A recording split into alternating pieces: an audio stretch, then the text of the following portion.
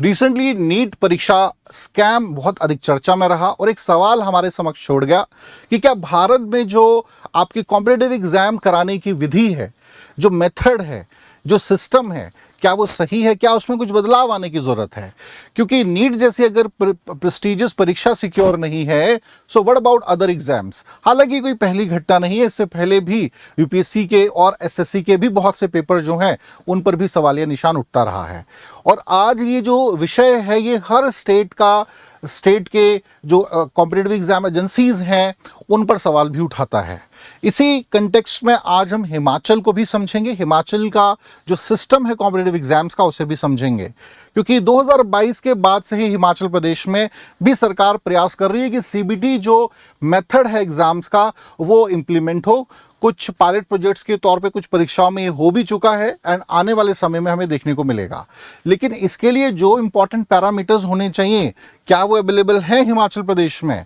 सो इसी संदर्भ में आज का हमारा सेशन रहने वाला है students. So hello students, welcome to target HPS 2026। अगर आप भी इस बार ही एचपीएस की परीक्षा की तैयारी कर रहे हैं और बैठने का सोच रहे हैं, सो हमारे इस चैनल के साथ जुड़िए और अपनी प्रिपरेशन को और बेहतर बनाइए। हम आपकी प्रीलिम्स और मेंस दोनों की तैयारी बहुत बेहतर तरीके से कराएंगे, लेकिन इसके लिए बहुत ज़रूरी है कि आप कंसिस्टेंसी के साथ हमारे सेशंस को देखिए। तो चलिए स्टूडेंट, स्टार्ट द सेशन। तो स्टूडेंट्स, अगर मैं हिमाचल प्रदेश का जो कॉम्पिटिटिव एग्जाम परीक्षाओं करने का मेथड पर मैं बात करूं, so it was actually a traditional way. Pen और जो पेपर वाला मेथड था वही लंबे समय तक फॉलो होता रहा, चाहे वो कॉम्पिटिटिव एग्जाम्स हो या फिर बोर्ड एग्जाम्स हो। लेकिन 2022 में जो मेजर स्कैम हुआ, जिसके बारे में मैं आगे चर्चा करूंगा, उसके बाद से सरकार ने ये पाया कि CBT method is much better than any other modern जो अभी हमारे पास टेक्नोलॉजी अवेलेबल है उस आधार पे। और इसके पीछे के कारण भी सरकार ने कहा, पहले कहा कि भाई सिक्योरिटी का कोई इशू नहीं होगा, सिक्योर एग्जाम्स हैं, इनक्रिप्टेड मॉनिटर सिस्टम्स के माध्यम से आपके कंप्यूटर बेस्ड टेस्ट होंगे, सो कोई दिक्कत नहीं आएगी। इसके अलावा जो है हर जिले में टेस्टिंग हब्स बनाए जा रहे हैं, लोकलाइज होस्टिंग होगी, so there is no issue with respect to this also. Efficient process होगा जिसकी वजह से फास्टर रिजल्ट होंगे और ट्रांसपेरेंसी भी बेहतर होगी।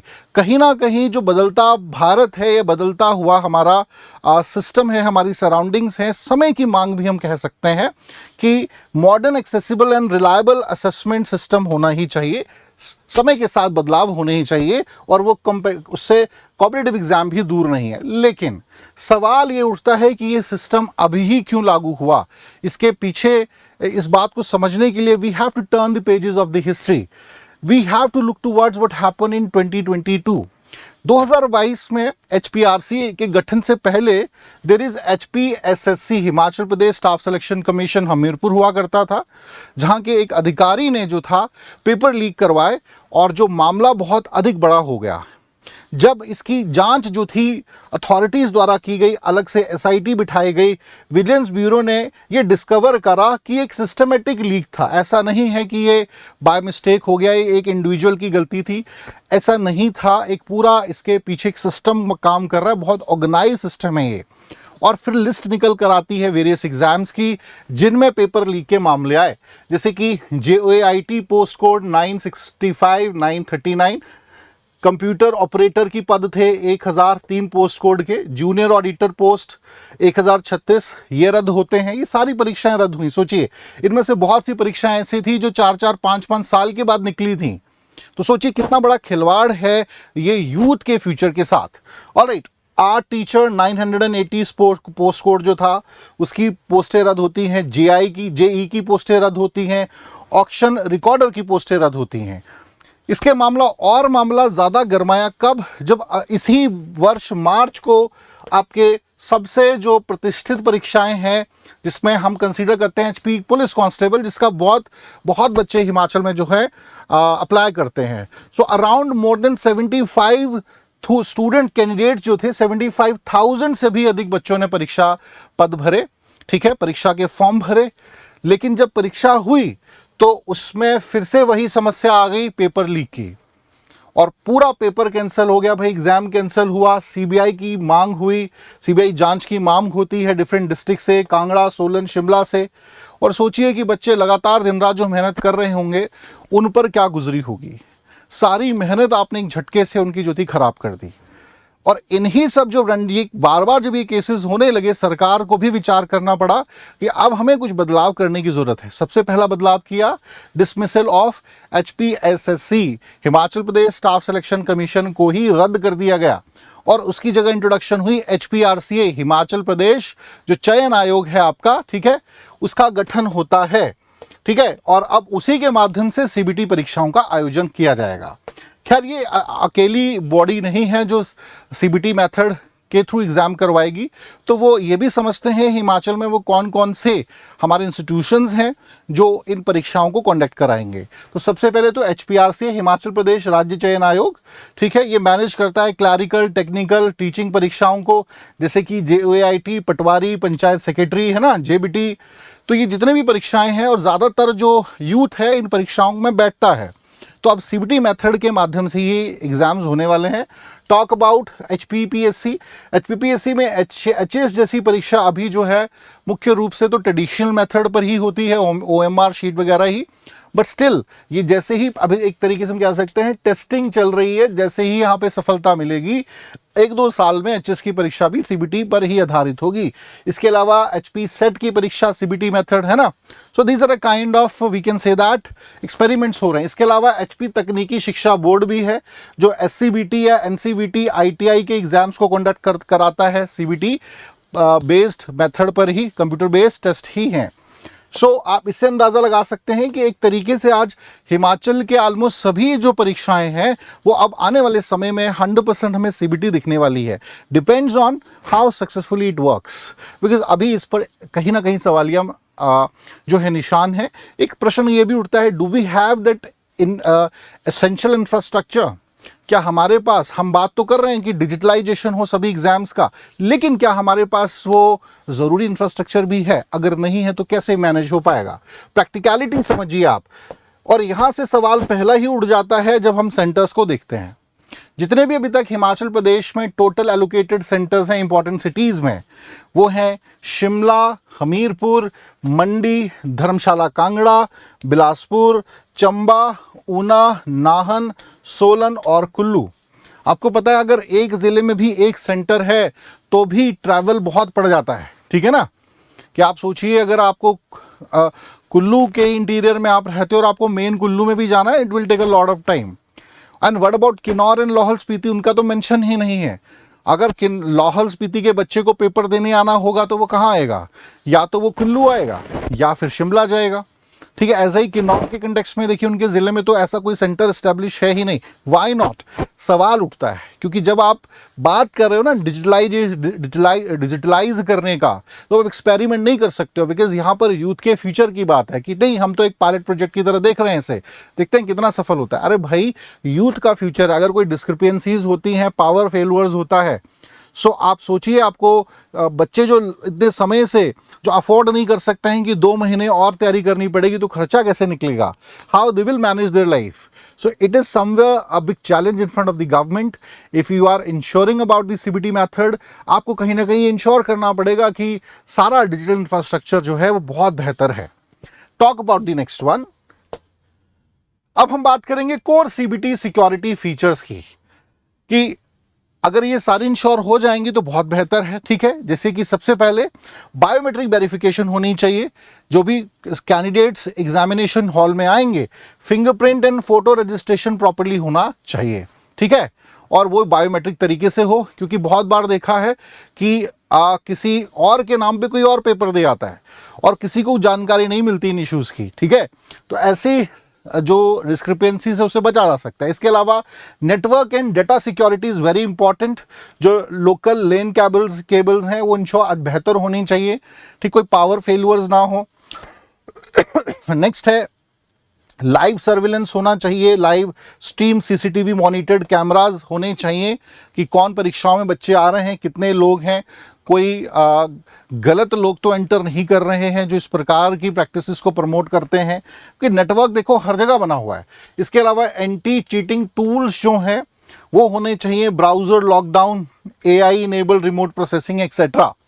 Other than this automated randomise questions, ठीक है ना, स्पेशली बच्चों, जैसे कि हम कंटेक्स्ट में बात कर सकते हैं, many student when filling up the forms, so fee जब आप पे कर रहे हो, ट्रांजेक्शन दे रहे हो, कई बार गलत हो जाती है, मतलब कोई नंबर वहाँ गिवन है, आप उस पर कर रहे हो, बाद में पता चला कि ये तो है ही नहीं आयोग का, चयन आयोग का, ये है ही नहीं, फीस हुआ ही नहीं आपका, गलत जगह पे कर दी। सो फ्रॉड, इस प्रकार के फ्रॉड से भी बचाने की जिम्मेदारी सरकार की है। इस प्रकार के मालवेयर से कैसे बचा जा सकता है, ठीक है, cyber security point of view से देखें तो ये स्ट्रेंथन होना चाहिए। अगर ये सारी चीज़ें हो जाती हैं, काफ़ी हद तक बेहतर परीक्षाएं हो पाएंगी। बट हिमाचल को देखते हुए सवाल तो उठते हैं। इसके अलावा अगर मैं बात करूं तो power and technical backup strong होना चाहिए, अनइंटरप्टेड पावर बैकअप होना चाहिए भाई, यूपीएस जनरेटर्स होने चाहिए, 10% तक जो है रिजर्व पूल होना चाहिए स्टैंड बाय सिस्टम्स का। इसके अलावा डाटा बैकअप अच्छा हो, टेस्ट जो प्रोग्रेस है बैकअप की 10 मिनट, हर 10 मिनट के बाद हो, ठीक है। सेंट्रल सर्वर्स होने चाहिए हर जगह, हर सेंटर्स में, ताकि कोई दिक्कत ना आए, ठीक है। कोई भी कैंडिडेट का जो रिस्पांस है वो लॉस्ट ना हो, कि भाई स्क्रीन पे बैठा है और बीच में क्या हुआ, कि ऐसा हुआ है, बहुत बार ऐसा हुआ है, ठीक है ना, स्क्रीन ही लॉस्ट हो गई, या किसी प्रकार का जो है पावर फेलियर हो गया, या जो सेट्स हैं जिस पर वो ऑपरेट कर रहे हैं, बच्चे अपना पेपर दे रहे हैं, वो उनमें कोई किसी भी प्रकार की खामी ना हो, है ना। क्योंकि जब लोड पड़ेगा इकट्ठा, इतना सारा परीक्षाओं का आप आयोजन करा रहे हो, तो पावर फेलियर्स के चांसेस भी बढ़ जाते हैं। तो पावर बैकअप स्ट्रांग होना चाहिए। हिली एरिया की बात हो रही है, हिमाचल इज ए हिली स्टेट, तो इसके अलावा भी अदर एस्पेक्ट्स हैं। जैसे ठंड के दिनों में अगर आप परीक्षाएं ले रहे हो, तो भाई वहाँ पर जहाँ परीक्षा हॉल है वहाँ हीटर्स वगैरह होने चाहिए, ठीक है, कंफर्टेबल टेम्परेचर हो इनसाइड हॉल का, ताकि बच्चों को परीक्षा देने में कोई दिक्कत ना आए, ये बहुत ज़रूरी है। इसके अलावा अगर मैं चैलेंजेस के कंटेक्स्ट में बात करूं, हिमाचल का जो डिजिटल इंफ्रास्ट्रक्चर, उसे देखते हुए सवाल तो बनते हैं। पहला ही चैलेंज है कि क्या यहाँ पे आईटी इंफ्रास्ट्रक्चर या IT and power infrastructure strong है? बिल्कुल भी नहीं। क्या यहाँ पे सीमलेस ब्रॉडबैंड कनेक्टिविटी है? बिल्कुल भी नहीं। और क्या उतनी स्ट्रेंथन है कि वो परीक्षाओं को मास लेवल पे ऑर्गेनाइज कर पाए? तो यहाँ पर प्रश्न उठता है ना। ऐसा नहीं है कि एग्जाम दे रहे हो और इंटरनेट जो है भाई 2 सवालों के बाद अटक गया, देन 10 मिनट वेट करो फिर आप दो, तो ना आपका मोमेंटम बन पाएगा पेपर देने का, और कहीं ना कहीं एंग्जाइटी भी होती है। इन सब चीज़ों से कहीं ना कहीं जिम्मेदारी स्टेट गवर्नमेंट की है बचाने की, ठीक है। इसके अलावा ट्रैवल एक्सेसिबिलिटीज़ इश्यूज तो खैर हैं ही, जैसे मैंने अभी बात करा लाहौल स्पीति और किन्नौर के बच्चे को भी पेपर देने शिमला या कुल्लू आना पड़ेगा। सोचिए फाइनेंशियल बर्डन कितना होगा, लॉजिस्टिक बर्डन कितना है ना। सो कहाँ रहेगा, ट्रांसपोर्टेशन, ये सारे प्रश्न उठते हैं। तो कहीं ना कहीं ज़्यादा से ज़्यादा सेंटर्स इस्टेब्लिश करें, और हर ज़िले में कम से 2 या 3 सेंटर्स तो होने चाहिए, ताकि बच्चों को ज़्यादा ट्रैवल ना करना पड़े, 1 घंटे से ज़्यादा ट्रैवल किसी को भी ना करना पड़े, ये इंश्योर किया जाए। इसके अलावा डिजिटल लिटरेसी एक बहुत बड़ा सवाल है भाई। देखो ज़्यादातर जो हिमाचल में बच्चे हैं, यूथ की ही मैं बात करूँगा, उनका अगर आप डिजिटल लिटरेसी भी देखोगे तो सिर्फ आपका फ़ोन सेट ही है ना, कि यूट्यूब चला लिया, रील्स देख ली, इंस्टा चला लिया, अधिकतम डिजिटल लिटरेसी यही है। लेकिन क्या ये परीक्षाओं देने के लिए काफ़ी है? बहुत बार बच्चे जब परीक्षा हॉल में बैठते हैं, सीबीटी मेथड के आधार पे पेपर देने बैठेंगे, कंप्यूटर सेट पे 10 से 15-20 मिनट तो उनको वो मैकेनिज्म समझने में लग जाएगा, प्रोसेस समझने में ही लग जाएगा, कहाँ पासवर्ड यूज़र नेम डालना है, कहाँ कैसे क्वेश्चन को पिक करना है, ठीक है, कहाँ पर कहीं गलत क्वेश्चन गलत ऑप्शन पे क्लिक ना कर दें। ये सारी चीज़ें जो हैं बच्चों को समझने में टाइम लगेगा। क्या आपके पास ऐसा मैकेनिज्म है कि एग्जामिनेशन से पहले ही ये सारी बातों बच्चों को सूचित की जाएं, समझाई जाएं प्रॉपर, ताकि digital literacy specially at least with respect to the exams तो हो, ठीक है। तो ये एक सवाल उठता है, ठीक है, और निश्चित रूप से ये क्वेश्चन पॉसिबल है, वैलिड हैं। इसके अलावा लॉजिस्टिक कॉम्प्लेक्सिटी है, जैसा मैंने अभी कहा, लिमिटेड सेंटर्स हैं। क्या सेंटर्स में अगर मान के चलिए अब पटवारी जैसी परीक्षा का आयोजन हो रहा है, इतने बच्चों ने अप्लाई किया है, 5 साल के बाद परीक्षा हुई है, क्या एक सेंटर में उन बच्चों को हैंडल करने की कैपेसिटी होगी? नहीं होगी। तो आप क्या करेंगे, आप शिफ्ट में परीक्षाएं कराएंगे, है ना, कि सुबह एक ही दिन में 3-3 परीक्षाएं करा रहे हैं आप, या फिर अल्टरनेट डेज पे एग्जाम लोगे, तो उसके लिए क्या एक बेहतर आपके पास नॉर्मलाइज मेथड है? ये सवाल उठता है, ठीक है ना। साथ ही साथ लीगल एंड फेयरनेस चैलेंजेस भी रहेंगे। Other than this technical glitches की संभावना बहुत अधिक है, जैसे कि सिस्टम फेलुअर्स, बहुत से जो है सेकेंड हैंड सिस्टम्स ही इंस्टॉल होते हैं, पुराने सिस्टम होते हैं, और हर सिस्टम को क्या परीक्षाओं से पहले अच्छे से जांचा गया है कि कोई डिस्क्रिपेंसीज, कोई भी जो है टेक्निकल फॉल्ट हमें देखने को नहीं मिलेगा। ये क्या सरकार इंश्योर कर सकती है? अक्सर जो है लैगिंग देखने को मिलती है सर्वर में, एक सवाल का आपने उत्तर दिया, अगला सवाल का देने के लिए बीच में 5 या 10 मिनट चले गए, ठीक है, तो वहां पर एक सवाल उठता है, अनएक्सपेक्टेड लॉग आउट्स हो जाते हैं। कई बार बच्चों की शिकायतें रहती हैं सीबीटी टेस्ट में कि भाई परीक्षा दे रहे थे और देते देते ही लॉग आउट हो गया, फिर से आपको जो है स्टार्ट करना पड़ेगा क्योंकि संभाल नहीं पाया, हार्डवेयर या मालवेयर फंक्शंस की संभावना होती है ऐसे समय में। So it's a big challenge, और कहीं ना कहीं ये प्रश्न तो उठते हैं, वैलिड क्वेश्चंस हैं। इफ़ यू वांट कि डिजिटलाइजेशन हो कंप्लीटली एग्जाम्स का, first you need to work on the infrastructure, और ये जो वैलिड क्वेश्चंस हैं उनको एड्रेस करिए आप, तभी जो है आप, क्योंकि इट्स नॉट जस्ट कि आप एक टेस्ट कर रहे हो कि भाई ठीक है परीक्षाएं लेंगे देखेंगे कितना सफल हुआ, बिल्कुल भी नहीं। आप डिफरेंट कॉलेजेस का इसमें इस्तेमाल कर सकते हैं, जहां पर ऑलरेडी डिफरेंट इनिशिएटिव स्कीम्स के माध्यम से आपने हैंडसेट जो कंप्यूटर सेट्स जो हैं इंस्टॉल करें हैं स्कूल्स में, तो उनका फ़ायदा उठाइए। आप कंप्लीट अपडेट उनका लीजिए, सारे सेट्स सही हों, बच्चे किसी का भी, एक भी बच्चे का फ्यूचर जो है वो ख़राब ना हो। ये श्योरिटी देना सरकार की जिम्मेदारी है, ठीक है। और इससे कहीं ना कहीं जो अभी इस प्रकार के जो केसेस स्कैम्स हमें देखने को मिल रहे हैं, ये भी कम होंगे, निश्चित रूप से कम होंगे। तो चलिए स्टूडेंट, आज के सेशन में इतना ही। आई होप अच्छे से ये टॉपिक आपको समझ आया हो, और समझना ज़रूरी है because we are going to appear in the exam of the most prestigious exam of Himachal Pradesh. तो चलिए स्टूडेंट, आज के लिए इतना ही। Thank you so much, take care.